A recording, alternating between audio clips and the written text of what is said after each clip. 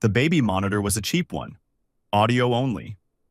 We'd bought it when Nicole was 7 months pregnant, back when we still argued about which shade of lavender to paint the nursery walls. That was 3 years ago, before the nights got long, before yoga Thursdays, before I understood that the woman I'd married was someone I'd never actually known. It was 9 p.m. on a Saturday when my life split into two distinct timelines, everything before and everything after. I'd just put Lily down. She'd fought sleep the way only a 3-year-old can, demanding one more story, one more glass of water, one more trip to check if her stuffed elephant was breathing okay. I loved those battles, every single one. When I finally backed out of her room, she was already gone, her little chest rising and falling beneath her princess blanket. I grabbed the parent unit from her dresser. The window was cracked. Nicole's doing something about fresh air circulation that I'd stopped arguing about months ago. The night was warm for late spring, and the sounds of the neighborhood filtered in. A dog barking 3 houses down, someone's sprinkler system clicking on, and voices. I stopped in the doorway. The monitor crackled with static, then cleared. Nicole and Jessica were on the back porch, 2 floors below. They didn't know sound traveled up through the open window. They didn't know the monitor was picking up every syllable. I still can't believe you got away with it. That was Jessica, her voice carrying that conspiratorial tone women use when they're sharing secrets they shouldn't. Nicole laughed. The sound hit me like a physical blow, not because it was cruel, but because it was so casual, so relaxed. 2 years, she said. 2 years and he has no idea. I didn't move, didn't breathe. What if he'd actually hit Mark that night? Jessica asked. My blood turned to ice water. Mark Holloway. I'd played golf with Mark Holloway last month. We'd had beers at the clubhouse. I'd told him about a promotion I was up for. He didn't. Thank God. Mark made it to the fence before Trevor got a clear shot. The fence. 2 years ago. The night I'd woken to sounds downstairs and grabbed my Glock from the nightstand safe. The night I'd fired at a figure bolting through my living room. A burglar, I'd thought. A home invader. He never figured out the burglar was Mark? Jessica's voice dropped. Even after? Why would he? I played the terrified wife perfectly. Crying. Shaking. Nicole paused, and I heard her take a sip of something. Wine, probably. The good Pinot she saved for weekends. I even let him hold me all night. My hand tightened on the monitor until the plastic creaked. And Mark? Jessica pressed. Stayed away for 2 months. Then we picked back up. More careful. You're still seeing him? The pause lasted 3 heartbeats. 4. 5. I counted each one. The Marriott on Thursdays. Trevor thinks I have yoga. I set the monitor down on Lily's dresser. Gently. Precisely. The way you handle something fragile when your hands want to destroy everything within reach. I walked to the window, looked down. There she was. My wife of 9 years, mother of my daughter.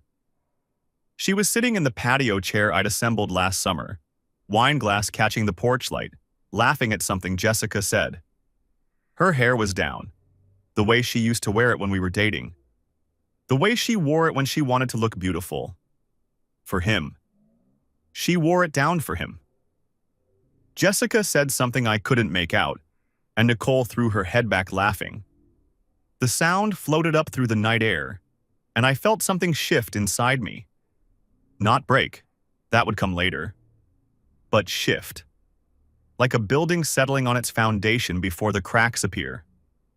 I took out my phone, opened the Notes app, typed the date, typed everything I'd heard, word for word. Then I put the phone away and walked downstairs. My footsteps on the stairs were silent. Combat engineer training. You learn to move quiet when your life depends on it. Nicole looked up when I stepped onto the porch. Her smile didn't falter, Why would it? She had no idea. Hey baby, Lily go down, okay? Out like a light. I leaned down and kissed her forehead. Her skin was warm. She smelled like the perfume I'd bought her for Christmas. I'm exhausted. Think I'll turn in early. Okay, sweetheart, I'll be up in a bit. I nodded at Jessica. Good to see you, Jess. You too, Trevor. Tell Lily I'll bring her those princess stickers next time. She'll love that. I walked back inside, up the stairs, into our bedroom. I brushed my teeth, changed into pajamas, lay down in the bed where my wife had entertained another man while I worked late to pay the mortgage on this house. I did not sleep. I planned. The memory of that night 2 years ago had been filed away in my mind under trauma we survived together, home invasion, random crime. We'd held each other in the aftermath, and I'd installed a security system the next week because I never wanted Nicole to feel unsafe again. Now I replayed it with new eyes. 2:17 a.m. A sound from downstairs, glass clinking maybe, or a door. I'd reached for my Glock 19. 2 tours in Afghanistan as a combat engineer taught me that hesitation kills. I'd moved down the stairs in the darkness, weapon raised, heart pounding. The figure was in the living room, near the back door. Male, tall, moving fast. I'd shouted a warning.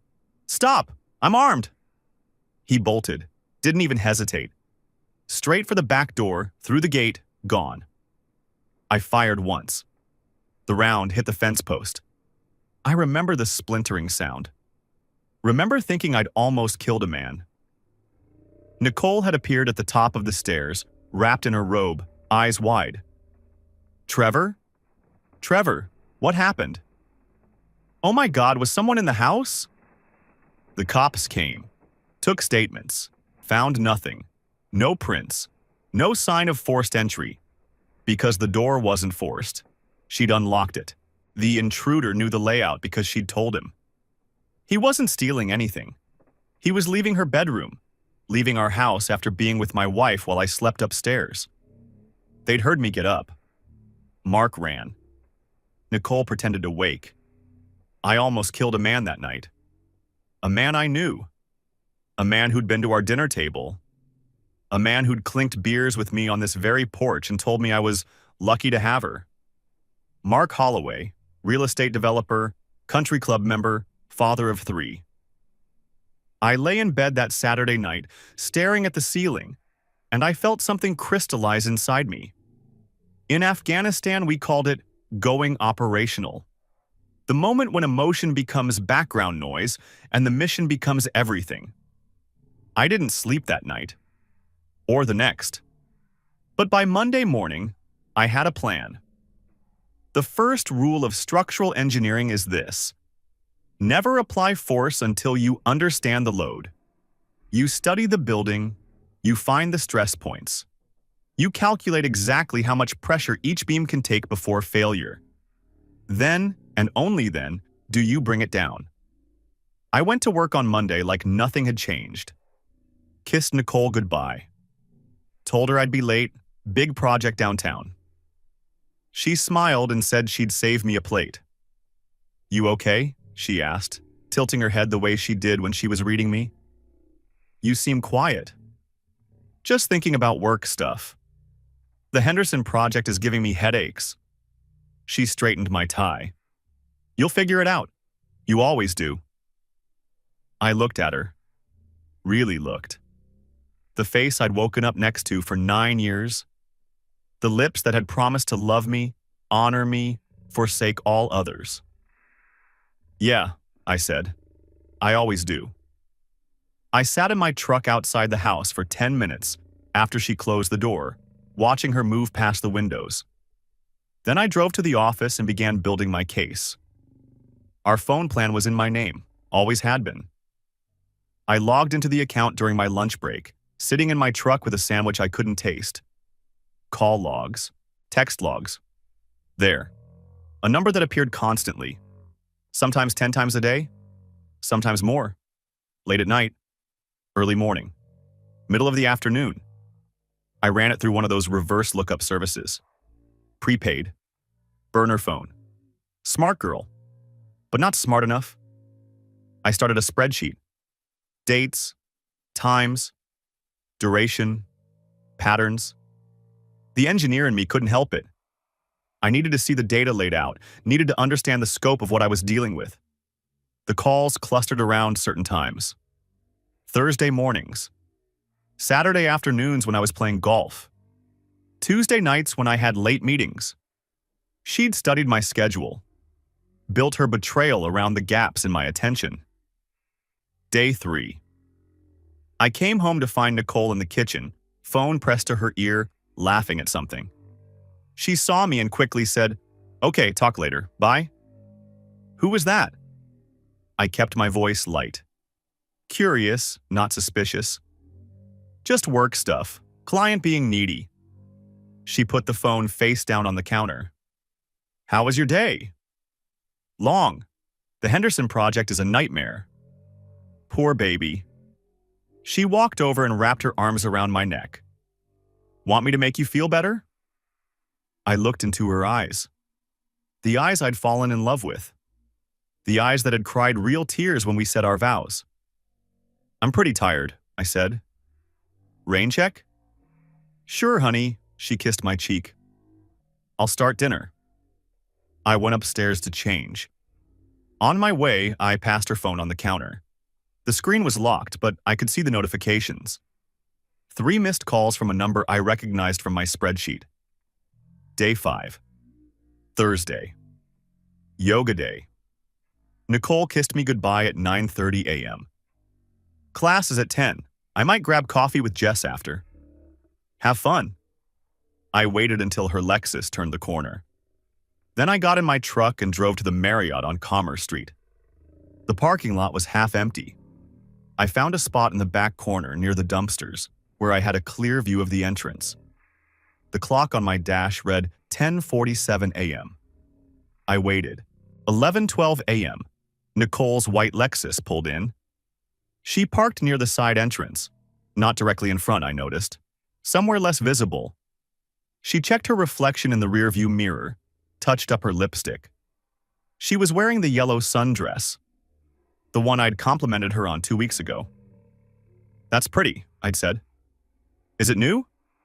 "Got it on sale. Thought I'd wear it for yoga." She got out. Walked inside. Didn't look around. Why would she? She thought she was invisible. 11:18 a.m. A black BMW pulled into the space 3 spots from hers. I knew that car. I'd admired it last month when Mark drove it to the club. "Lease or buy?" I'd asked. "Lease," he'd said. "Life's too short to commit." Mark Holloway stepped out. He was wearing a golf shirt, probably told his wife he had a morning tea time. He stretched, casual as anything, and walked toward the same entrance. I took photos. Time-stamped. Clear. His face, her car, the hotel sign in the background. I sat there for 2 hours and 17 minutes. At 1:35 p.m., Nicole emerged. Alone. She was smiling at her phone, typing something. Probably texting him. Probably some inside joke I'd never understand. 12 minutes later, Mark came out. He got in his BMW, checked his reflection in the mirror the same way she had, and drove away. They had a system. They'd done this dozens of times, maybe hundreds, and they thought they were so clever. That night, I sat across from Nicole at dinner. She talked about her yoga class. The new instructor was really pushing them, apparently. She'd had coffee with Jessica. They'd talked about the PTA fundraiser coming up. "How was your day?" she asked, spearing a piece of chicken. "Good. Got a lot done." "You seem distracted." She studied my face. "Is everything okay?" I looked at her. Really looked. The face I'd woken up next to for 9 years. The lips that had promised to love me, honor me, forsake all others. "Just tired," I said. "Big project." She reached across the table and squeezed my hand. "Don't work too hard." I squeezed back. I won't. After dinner, we watched a movie on the couch. Some romantic comedy she'd picked. She curled up against me, her head on my shoulder, and I could smell her shampoo. The same shampoo she'd washed her hair with after being with him. I love you, she murmured during a quiet scene.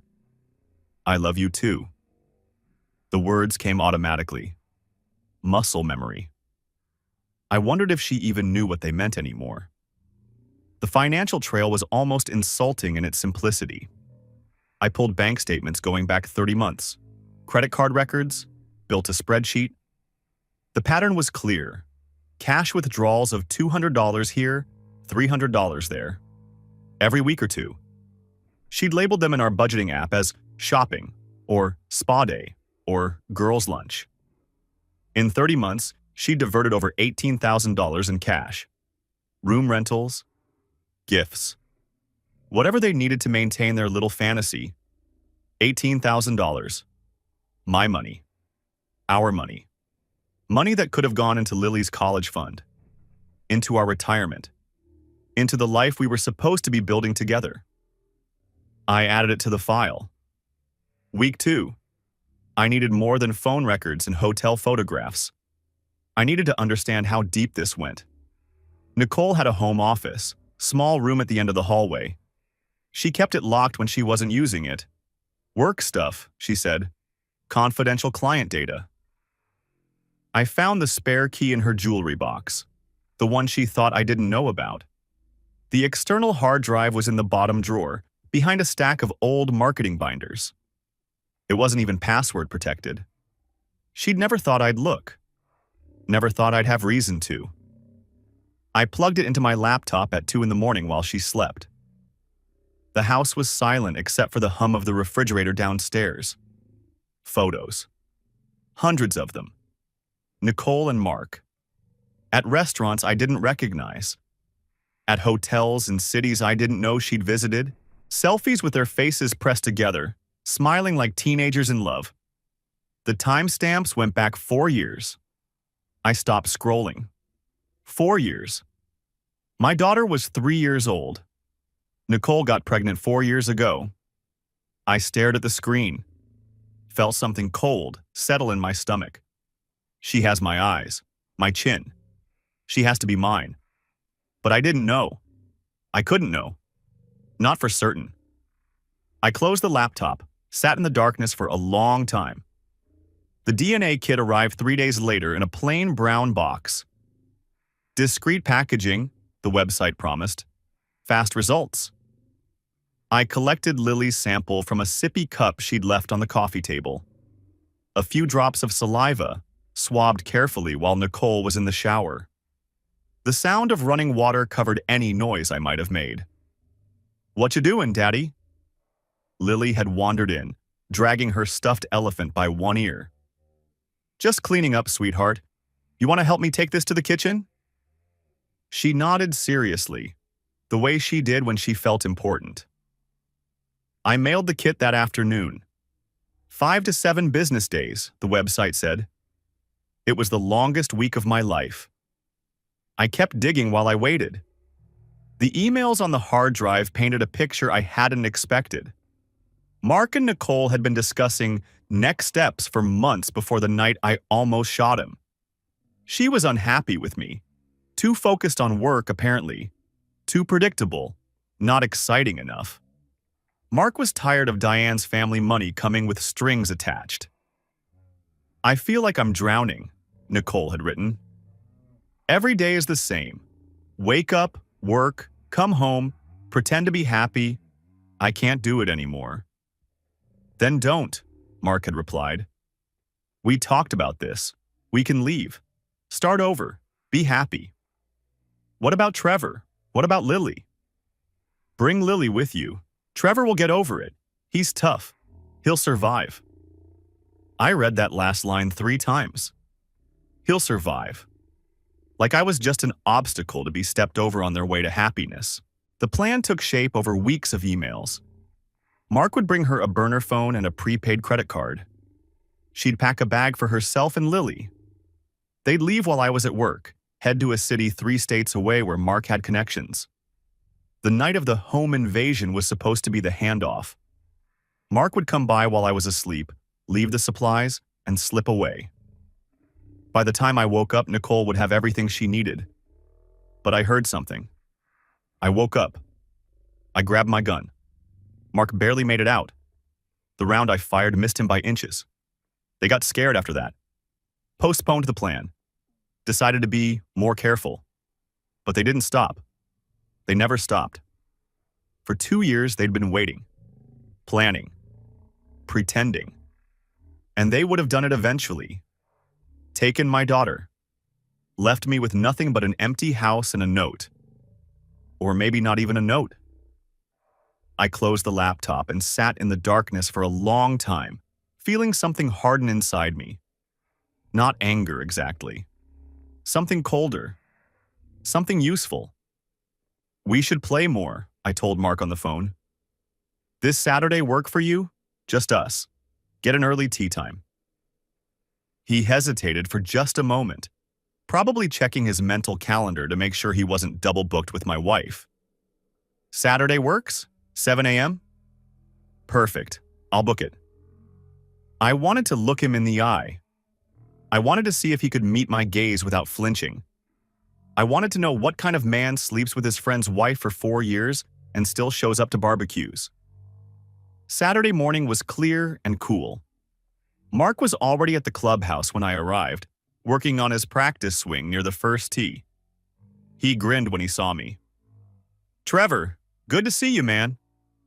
We shook hands. His grip was firm, confident. The grip of a man who thinks he's gotten away with something.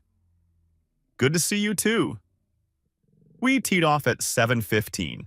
The course was quiet, too early for the late risers. I watched Mark the entire time. The way he squinted at the fairway, the way he waggled his club before every shot, the way he talked about nothing like it meant everything. Diane's been on my case about spending too much time at the office, he said on the 5th hole. Says I'm never home. That's tough, I said. You know how it is. The market's hot right now. Gotta strike while the iron's hot. He lined up his shot, focused. How's Nicole doing? Haven't seen her at the club lately. She's good, busy with work. Her firm landed a big account last month. That's great. He swung, connected cleanly, watched the ball arc toward the green. She's something special, your wife. One of a kind. Yeah, I lined up my own shot. She really is. On the 9th hole, he sliced one into the rough and swore under his breath. The thing about marriage, he said as we walked toward his ball, is that it gets harder over time, not easier. Everyone thinks it's supposed to get easier. You and Diane having trouble? He shrugged. Nothing serious, just the usual. Kids, money, in-laws. Her father's been breathing down my neck about the business. He found his ball, studied his lie. Sometimes I wonder what it would be like to just start over, you know? Clean slate. I think everyone wonders that sometimes. Yeah. He looked at me, and for a moment something flickered in his eyes. Something almost like guilt. But we don't, right? We stay. We do the work. We do the work, I agreed. After the round, we had beers in the clubhouse. He talked about a development project that was going to be huge. I nodded in the right places, laughed at his jokes, let him think everything was fine. To be honest, he said, lowering his voice, the project's a bit of a gamble. I'm leveraged pretty heavy, but if it pays off, he whistled. Set for life. High risk, high reward. Exactly. He raised his beer. You get it. That's what I like about you, Trevor. You're steady, dependable. Most guys in my life, they're all angles, you know? But you're just solid. Thanks, Mark. I clinked my glass against his. That means a lot. When we shook hands goodbye, he clapped me on the shoulder. We should do this more often. I mean it. Oh, I said. We'll definitely be seeing more of each other. He didn't catch the edge in my voice. Why would he? He thought I was an idiot. The envelope arrived on a Tuesday, plain white, no markings. I sat in my truck in the parking lot of a hardware store 3 miles from home. My hands were shaking. First time they'd shaken since Afghanistan. First time in years. I opened it. Result: Trevor Ashford is the biological father of the tested child. Probability of paternity: 98%. I read it 3 times. 4. Let the words sink in. Lily was mine. No matter what else burned, my marriage, my trust, my entire concept of who my wife was, Lily was mine. That little girl with my eyes and my stubborn streak and my inability to sleep past 6 a.m. was my daughter. I folded the paper and put it in my wallet. Then I sat in my truck for another 20 minutes, just breathing. The relief didn't diminish the rage. If anything, it focused it. Made it clean. Made it precise. Nicole was going to take my daughter and disappear. She was going to let me believe my family had been stolen by fate, not by choice. She was going to run off with her lover and leave me to pick up the pieces of a life I didn't even know was a lie. I started the truck, drove home, kissed my wife on the cheek when I walked in.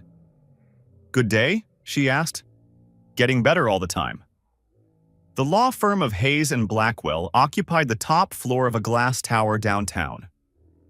I chose them because they were outside our social circle, because they had a reputation for discretion, and because their senior partner, Evelyn Blackwell, was known as the most ruthless divorce attorney in the state. She was 63 years old, silver-haired, and looked at me across her mahogany desk with the calm assessment of a surgeon evaluating an X-ray. I'd spent an hour walking her through everything: the photos, the emails, the financial records, the escape plan. When I finished, she leaned back in her chair and steepled her fingers. "So," she said, "what exactly do you want, Mr. Ashford?" "I want primary custody of my daughter. I want the prenup enforced, and I want my wife to understand that her actions have consequences. The first 2 I can help with. The third—" She paused, something flickering behind her professional mask. "That's not really my department." "I understand. I'll handle that part myself. I just need the legal side to be airtight." She nodded slowly. "Let's talk about what you're working with. This state is no fault for divorce. That means adultery alone won't give you everything you want." "I know. However," she held up a finger, "adultery can impact custody, particularly when combined with evidence of planned child abduction. Those emails you have? The burner phones and prepaid credit cards? That's not just infidelity. That's a documented conspiracy to take your daughter across state lines without your consent." That's what I thought. Additionally, the diversion of marital funds for the affair, $18,000 by your accounting, constitutes financial misconduct. That affects asset division. "And the prenup?" Evelyn smiled. It wasn't a warm smile. "Tell me about the prenup." "Standard agreement. We signed it before the wedding. It has an infidelity clause." "Who insisted on the clause?" "She did. She was worried about my female colleagues." I allowed myself a small, bitter laugh. "She said she'd never be able to trust a man who worked around other women all day." Evelyn's smile widened slightly. "The irony is noted. I'll need to review the document, but if it's properly executed, that clause should hold." "It is. I made sure of it." She studied me for a moment. "Mr. Ashford, I've been doing this for 30 years. I've seen men come into this office broken, crying, begging for me to make the pain stop. You're different. I'm not interested in being broken. I can see that." She straightened the papers on her desk. "Here's my advice. Document everything. Continue gathering evidence. Don't tip your hand. When you're ready to file, we file fast and hard. She won't see it coming." "How fast?" "Same day if you want. Petition filed, process server dispatched within hours. I've coordinated surprises like this before. The key is timing." I nodded. "I want it coordinated. There are other people who need to learn the truth at the same time. Evelyn raised an eyebrow. The other man's wife? Among others. That's your business, not mine. But I'd advise you to be careful. Revenge is satisfying, but it can get messy. I'm not looking for revenge, I said. I'm looking for justice. There's a difference. She considered that. Is there? Revenge is emotion. Justice is math. I stood up. I'll be in touch when I'm ready. Diane Holloway came from the Whitmore family. Old money. Very old money. The kind of money that built libraries and named hospital wings, and had been accumulating interest since before the Civil War. I learned this from public records, society pages, and a few strategic conversations with people at the country club who didn't realize they were being interrogated. Diane's family is old Connecticut, a woman named Patricia told me at a charity auction. Her father's Lloyd Whitmore. You know, the Whitmores. He still controls the family trust. Very old-fashioned man. Very particular about loyalty. I didn't realize, I said. Mark never talks about his in-laws much. Lloyd doesn't approve of him from what I hear. Never thought Mark was good enough.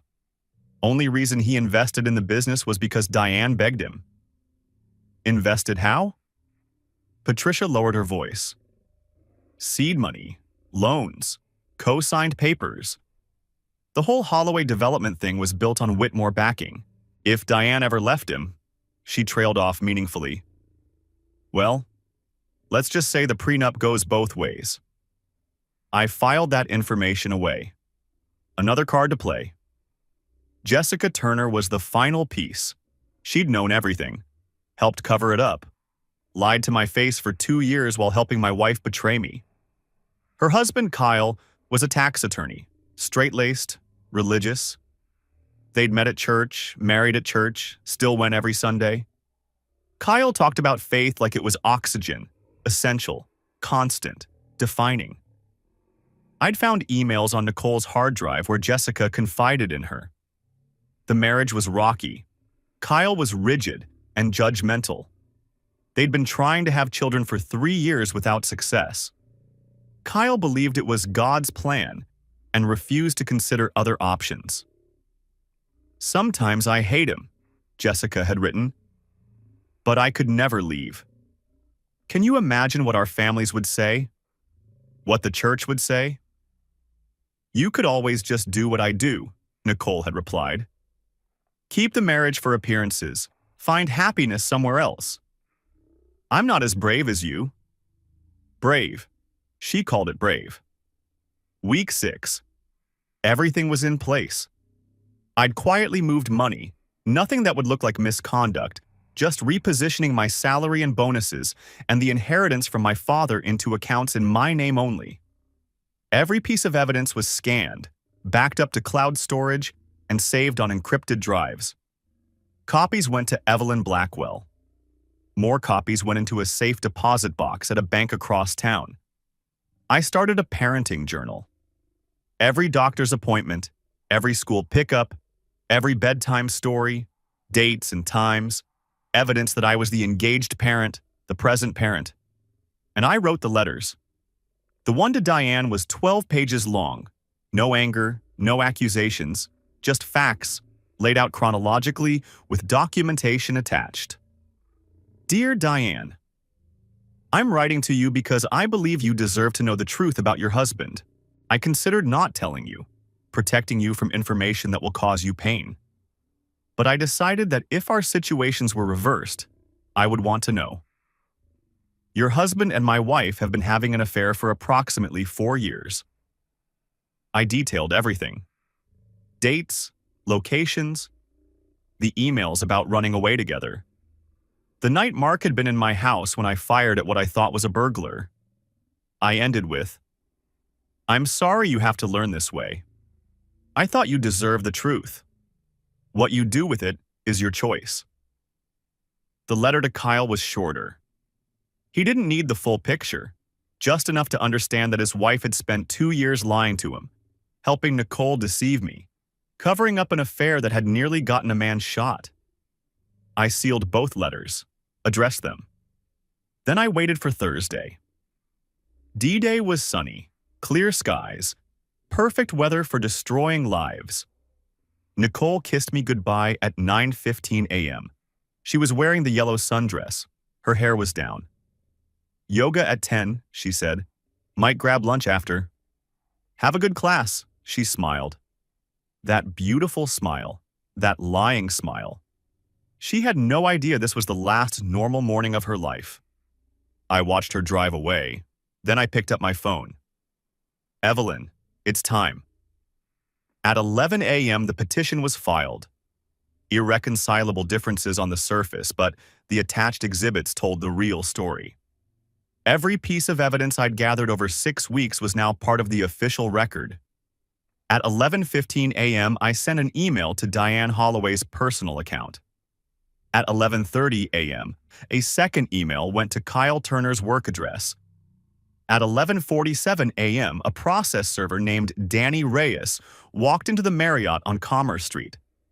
I'd paid him extra to handle this personally, to find Nicole and Mark and serve the papers right there, in public, in front of God and everybody. Danny called me at 11:58 a.m. It's done. What happened? Found them in the restaurant having lunch. She was laughing at something when I walked up, asked if she was Nicole Ashford. She said yes. I handed her the papers and said, "You've been served." He paused. Her face went white, like she'd seen a ghost. And the man with her? He looked like he was going to throw up, kept saying, "What is this? What's going on?" She just sat there staring at the papers. "Thank you, Danny." "Anytime, Mr. Ashford. Good luck." I hung up, sat in my truck, watched the clock. At 12:15 p.m., Diane Holloway read my email. Her response came at 12:23 p.m., a single line. "Is this real?" I replied, "I'm sorry, but yes. Every word, every photo, every email. I've attached documentation." She didn't write back. But I found out later what happened. She called her father, told him everything. Lloyd Whitmore was on a plane from Connecticut by dinner time. At 12:31 p.m., Kyle Turner read his email. I never got a response from him. But I heard through mutual acquaintances what happened. He left work early, drove home, was waiting in the living room when Jessica walked in, still cheerful from her lunch with friends. "We need to talk," he said. And she knew. From the look on his face, she knew everything was over. My phone rang 17 times that afternoon. Nicole. Every single call. I didn't answer. She left voicemails. The first few were confused. "Trevor, what is this? What's happening? Call me back." Then angry. "You had me served in public? In front of people? How could you do that to me?" Then desperate. "Please, Trevor, please pick up. We can talk about this. We can work this out." I deleted them without listening past the first few seconds. She showed up at the house at 4:30 p.m., found the locks changed, beat on the door for 5 minutes crying, screaming my name. "Trevor, I know you're in there. Trevor, please, just talk to me." I watched through the upstairs window. Lily was at my mother's house, safe, out of the blast radius. Eventually, Nicole stopped. Sat down on the front steps, put her face in her hands. Some small part of me felt something. Not sympathy exactly. Maybe just the echo of 9 years together. The memory of who I thought she was. But I stayed at the window. Didn't move. Didn't go to her. She deserved every moment of this. The confrontation came 4 days later. We met in her lawyer's conference room, a smaller firm, someone she'd found in a panic. She looked terrible. No makeup, hair unwashed, eyes red from days of crying. "Trevor," her voice cracked. "Please, can't we just talk? Just the two of us?" "Our lawyers are here. We can talk." "I mean really talk, like we used to." "We never used to talk. That's part of the problem." She flinched. "I know I messed up. I know I hurt you." But we have a daughter together. We have a family. Doesn't that mean anything? I pulled a folder from my briefcase, set it on the table. The hard drive, the emails, the photos. I slid it across to her. You were going to take Lily and run. You were going to let me think, what? That you'd been kidnapped? That you were dead? She stared at the folder. Her face went pale. You and Mark were planning to disappear. Take my daughter across state lines. Start a new life with the man you'd been sleeping with for 4 years. I leaned forward. 4 years, Nicole, before Lily was born. While you were pregnant with my child. She stopped, opened the folder, started reading. I watched her face as she recognized the emails. Watched the excuses die before she could even voice them. Where did you? It doesn't matter. What matters is that you weren't just having an affair. You were planning to take my daughter, and now you're going to face the consequences. Trevor, please. Tears spilled down her cheeks. I never would have actually done it. We talked about it, but I couldn't. You bought burner phones, prepaid credit cards. You had a plan. The only reason you didn't execute it was because I almost shot Mark that night and you got scared. Her lawyer shifted uncomfortably. Perhaps we should discuss. The prenup is clear, I said, cutting him off. Infidelity clause. Your client insisted on including it, and now it's going to cost her everything. Nicole's face crumpled. I made a mistake, a terrible mistake, but I love you.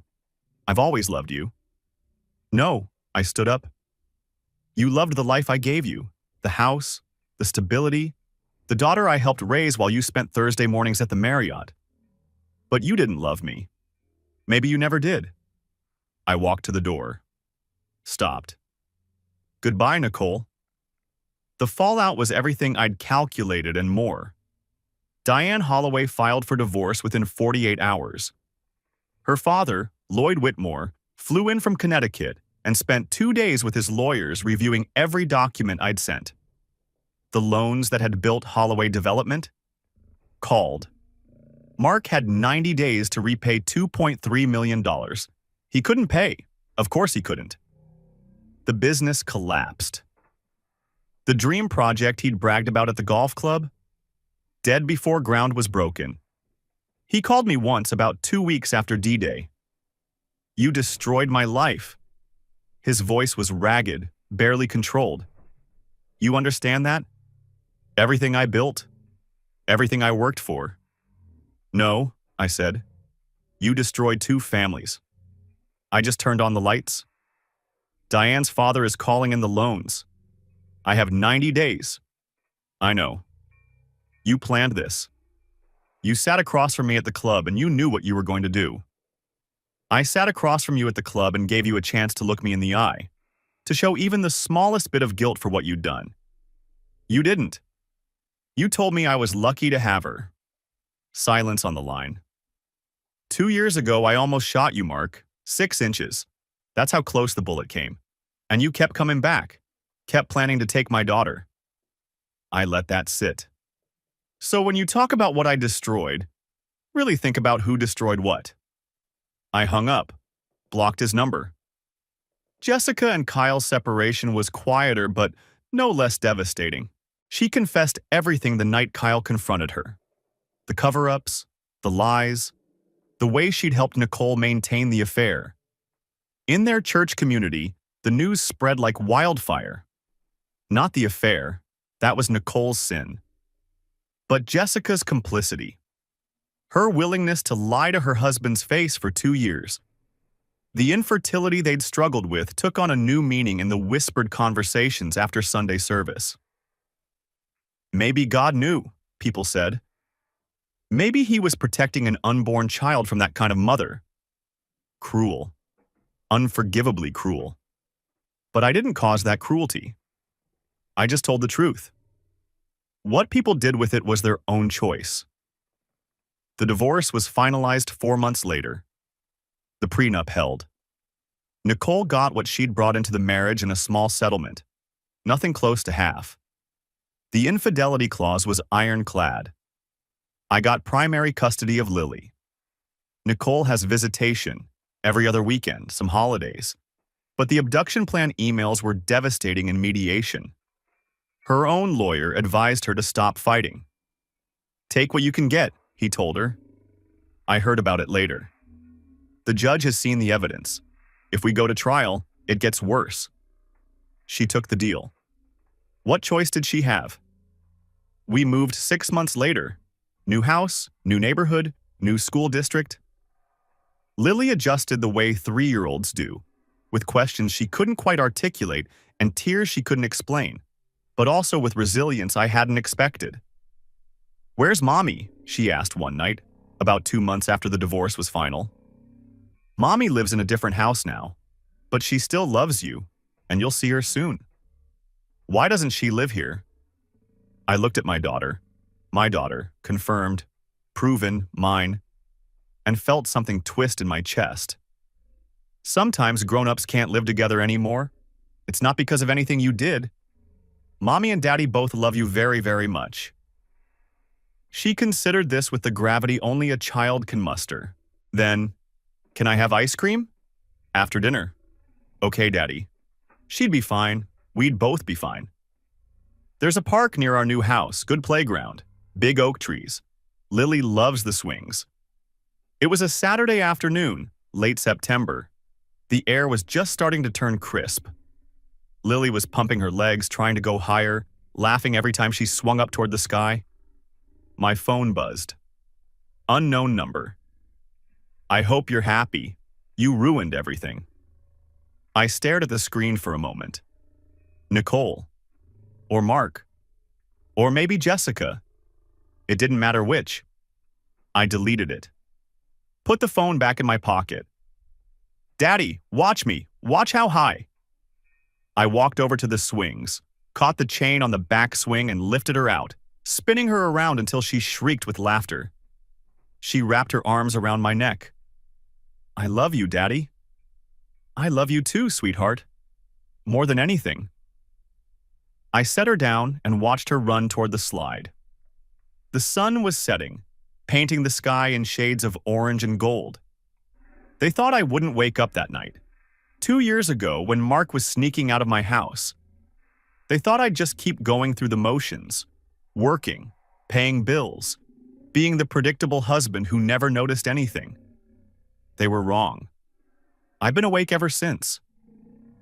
Sometimes I think about what would have happened if I hadn't picked up that monitor.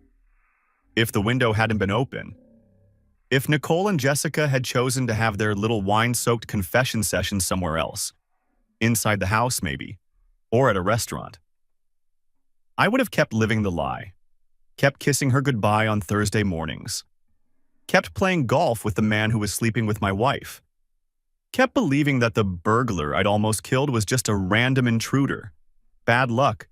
A scary story we'd tell at dinner parties. And eventually, a month from then, a year, 5 years, I would have come home to an empty house. A note on the kitchen table, maybe. Or nothing at all. Just silence where my family used to be. They would have taken my daughter. Let me spend the rest of my life wondering what I'd done wrong. What warning signs I'd missed. Why the woman I loved had vanished without a trace. I would have blamed myself. Of course I would have. I would have replayed every late night at the office, every time I was too tired for conversation, every moment I chose work over her. I would have convinced myself that I deserved what happened. And Mark and Nicole would have been somewhere warm, spending money they'd stolen from 2 families, watching my daughter call another man daddy. That's what they were planning. That's what they almost got away with. So no, I don't feel guilty about what I did. I don't lose sleep wondering if I went too far. The only thing I regret is that it took a cheap baby monitor and an open window to show me the truth. A year after the divorce was finalized, I ran into Nicole at a coffee shop. Lily wasn't with me. She was at preschool. And Nicole was alone, sitting at a corner table with a laptop open in front of her. She saw me before I could decide whether to leave. Our eyes met. Something flickered across her face. Surprise, maybe, or hope, or just the awkward recognition of 2 people who used to share a bed. Trevor. She half stood, then seemed to think better of it. Hi. Nicole? Do you have a minute to talk? I should have said no. Should have gotten my coffee and walked out. But something made me stay. Maybe curiosity, maybe the need to see what she'd become after everything I'd done to her life. I sat down across from her. She looked different. Thinner. Older. The confidence she'd worn like armor was gone, replaced by something more fragile. How are you? She asked. Fine. Good, actually. And Lily? She's great, growing like a weed, starting to read. Nicole smiled, but it didn't reach her eyes. I miss her. The weekends aren't enough. I didn't respond to that. What was there to say? I've been doing a lot of therapy, she continued, trying to understand why I did what I did, why I made the choices I made. And what have you figured out? She was quiet for a moment. That I was unhappy, and instead of dealing with it like an adult, I escaped. I told myself a story where I was the victim, trapped in a boring marriage with a man who didn't appreciate me. And Mark? She laughed bitterly. Mark was good at making me feel special, exciting, like I was the most important person in the world. He was good at a lot of things. He was good at lying. So was I, apparently. She looked down at her coffee cup. I destroyed everything, didn't I? Not you. Me. You just showed everyone the truth. Is that an apology? Would it matter if it was? I thought about it. Really thought. No, probably not. She nodded slowly. I didn't think so, but I needed to say it anyway. For myself, if nothing else. She met my eyes again. I'm sorry, Trevor. For everything. I know it doesn't fix anything. I know it doesn't undo what I did, but I am sorry. I stood up. Take care of yourself, Nicole. You too. I walked out without getting my coffee. It didn't seem important anymore. Mark Holloway left town about 8 months after the divorce. I heard about it through the country club grapevine. People love to gossip about a fallen star. His business was gone. His marriage was gone. His reputation was gone. The development projects he'd bragged about were sold off at pennies on the dollar. The BMW was repossessed. Last I heard, he was selling real estate in some small town 2 states over. Starting from scratch at 42 with nothing but a mountain of debt and a visitation schedule that let him see his kids once a month. Did I feel satisfaction when I heard that? Maybe a little. But mostly I just felt tired. Tired of thinking about him. Tired of the whole damn thing. He tried to call me once about 6 months ago. Different number. He'd figured out I'd blocked the old one. I answered without checking the caller ID. Trevor, don't hang up, please. I almost did. But something in his voice stopped me. He sounded broken. Not angry anymore. Just broken. What do you want, Mark? I wanted to say I'm sorry. I know that doesn't mean anything. I know what I did was unforgivable. But I needed to say it. Okay, you said it. I lost everything. His voice cracked. My kids barely know me anymore. My business is gone. My wife, ex-wife, won't even look at me. And I deserve all of it. Every single bit of it. Yes, you do. I loved her, you know? He paused. I know you don't want to hear that. But I did. Nicole. I loved her. It wasn't just about the physical stuff. I really thought we were going to have a life together. Then why didn't you just leave your wife? Why did it have to be lies and sneaking around? Why did you come to my house in the middle of the night? Silence on the line. Because I was a coward, he finally said. Because leaving would have meant facing consequences. And I thought I could have it all. The exciting life with Nicole and the comfortable life with Diane. I thought I was smarter than everyone else. That I'd figured out how to beat the system. How'd that work out for you? He laughed. It was a hollow sound. Yeah, I know. Is there anything else? No, I wanted you to know that I understand now. What I did to you. What I helped Nicole plan to do. It was monstrous. And I'm paying for it. I'll be paying for it the rest of my life. Good. I hung up. Blocked the new number. Haven't heard from him since. Diane Holloway reached out to me once, about 3 months after everything fell apart. An email, polite and formal, thanking me for telling her the truth. I know this must have been difficult for you, she wrote. And I know we weren't close, just acquaintances through our spouses, but I wanted you to know that what you did took courage. Most people would have kept quiet, would have let me go on living a lie.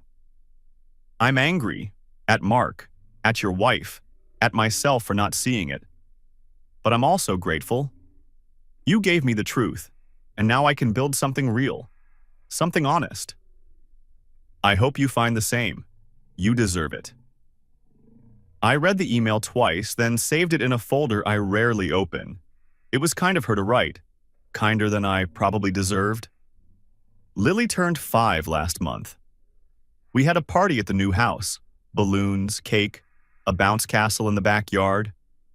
Her friends from preschool came, my mother came, a few of my work colleagues with kids around her age.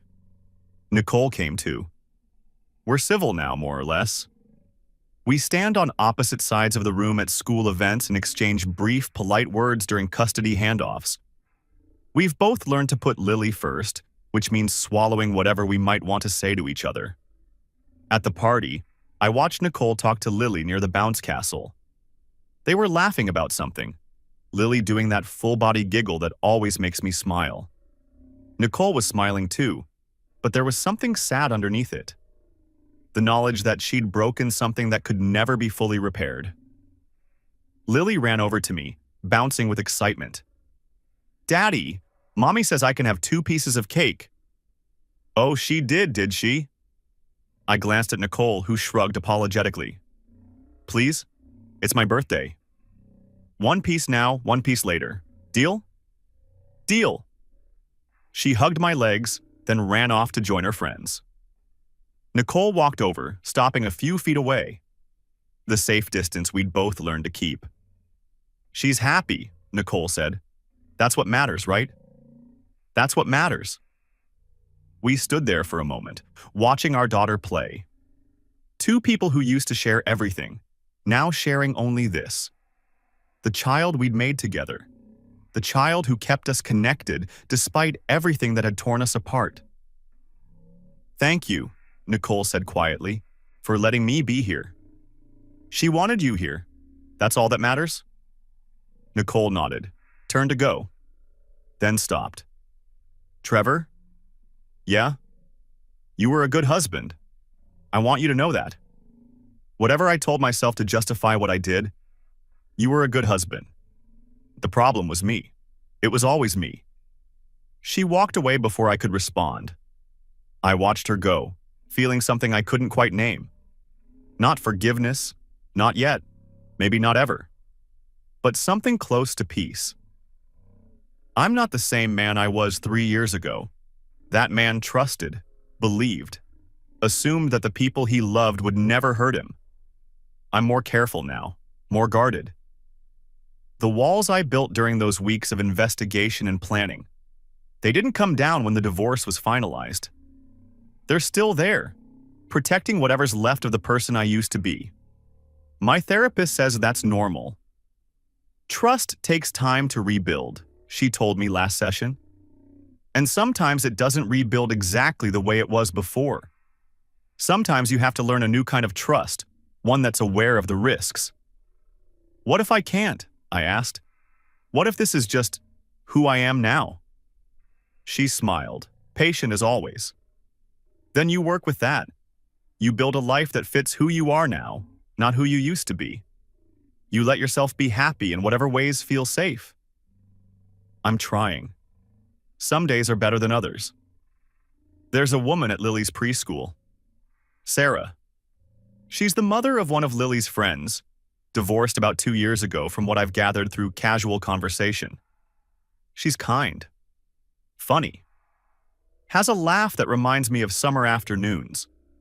Last week, After pickup, she asked if Lily and I wanted to join her and her son for ice cream. Just a casual thing, she said. The kids would love it. I said yes before I could talk myself out of it. We sat at a picnic table outside the ice cream shop, watching the kids chase each other around the grass. Sarah told me about her job. She's a veterinarian, works at a practice on the other side of town. I told her about mine, about the Henderson project that had finally wrapped up after 2 years of headaches. It was easy, natural. The kind of conversation I hadn't had with a woman since before everything fell apart.